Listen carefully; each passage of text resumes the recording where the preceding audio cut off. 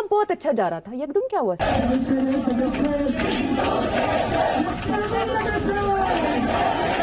उसने बांग्लादेश के युवाओं के दिमाग में जिहादी एक्टिविटीज भरी। আমি বলতে চাই মা, আমরা বুঙ্গ হইনি, আমরা বাঙালি জেগে উঠেছি, আমরা হিন্দু জেগে উঠেছি। জয় শ্রীরাম, জয় শ্রীরাম। यहाँ वो सिचुएशन नहीं होगी जो बांग्लादेश में हुई है।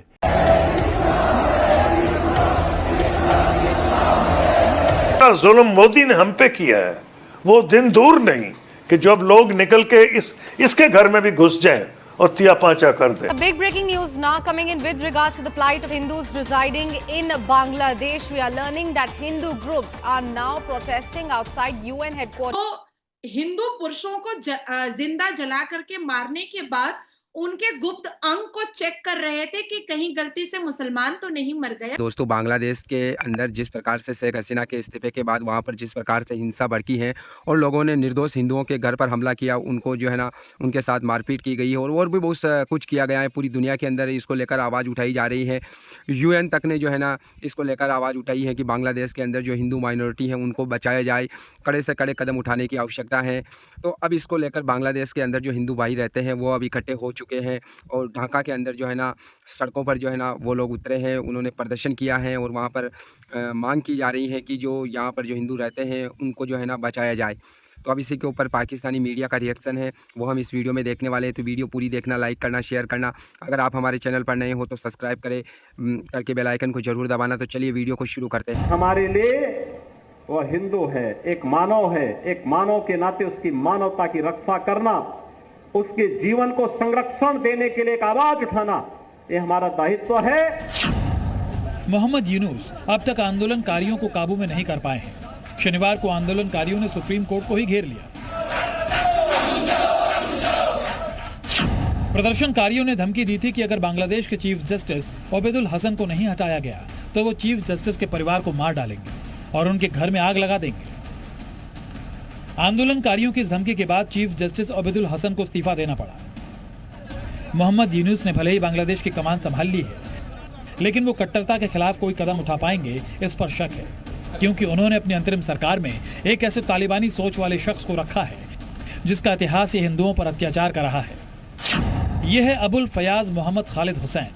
इसे मोहम्मद यूनुस ने धार्मिक मामलों का मंत्री बनाया है। ये बांग्लादेश का एक कट्टरपंथी नेता है। इस पर हिंदू विरोधी हिंसा में शामिल रहने के आरोप हैं। वही सिचुएशन हम बांग्लादेश में देखते हैं तो हमें सुनने को मिलता है लो जी इनकलाब आ गया, मतलब किसी दूसरे के घर में कुछ बर्बादी हो या कुछ ऐसी सिचुएशन बने तो वो इनकलाब, हमारे घर में, अपने घर में अगर ऐसी सिचुएशन बने तो वो गद्दारी। इसके ऊपर बात करेंगे इंडिया के लोग, एक तो इंडिया की गवर्नमेंट का क्या स्टांस है, दूसरे नंबर पे इंडिया की आम पब्लिक का क्या स्टांस है, इंडिया की मुस्लिम कम्युनिटी का बांग्लादेश की मौजूदा सूरत-ए-हाल के ऊपर क्या स्टांस है। इसके लिए मैं चाहूंगा कि आप जरा डिटेल में अगर मुझे एक्सप्लेन करें देखने वालों के लिए, मेरे लिए। शोएब, सबसे पहले तो मैं बताऊं कि ईस्ट पाकिस्तान से कट करके बांग्लादेश बना, हम सबको पता है। और जमात इस्लामी कोई नया जमात तो टेररिज्म का नहीं है, बहुत पुराना है। और पाकिस्तान में हमेशा से टेररिस्ट ऑर्गेनाइजेशन को पाला पोसा गया है।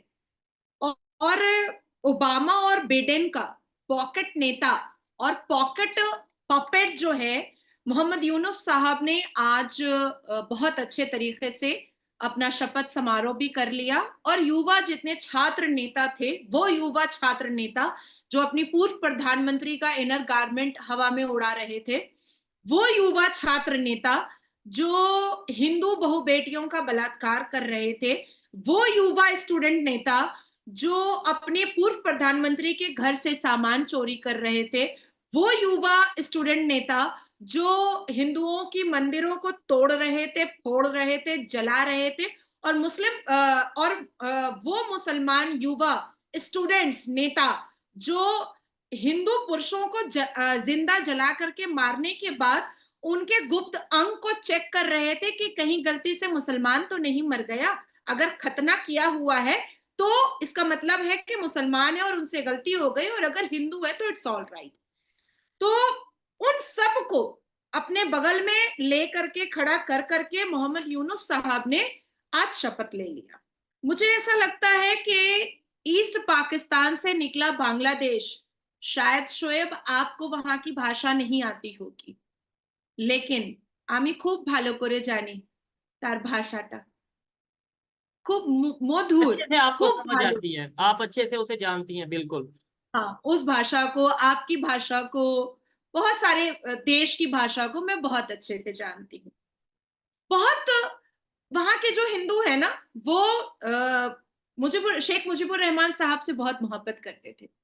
वहां के जो हिंदू हैं वो शेख हसीना से बहुत मोहब्बत करते थे। क्यों मोहब्बत?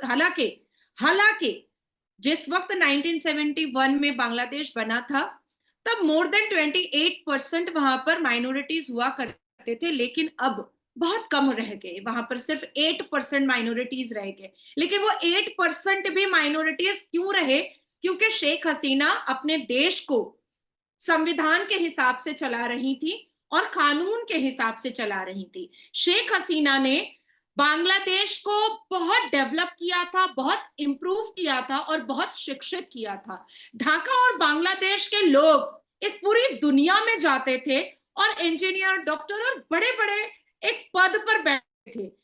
1971 में ईस्ट पाकिस्तान से निकला बांग्लादेश इकोनॉमिकल ग्राफ में कहीं ऊंचा पहुंचता चला जा रहा था और पाकिस्तान नीचे आ रहा था। और कई बार डिस्कशन में शोएब हमने भी ये डिस्कस किया कि आपके ही अंग से निकला आज बांग्लादेश को देखिए कि कहां पहुंच चुका है। ठीक है। और एजुकेशन पर शेख हसीना ने बहुत फोकस किया था और शेख मुजीबुर रहमान बंगा बंधु उन्होंने भी बहुत फोकस किया था।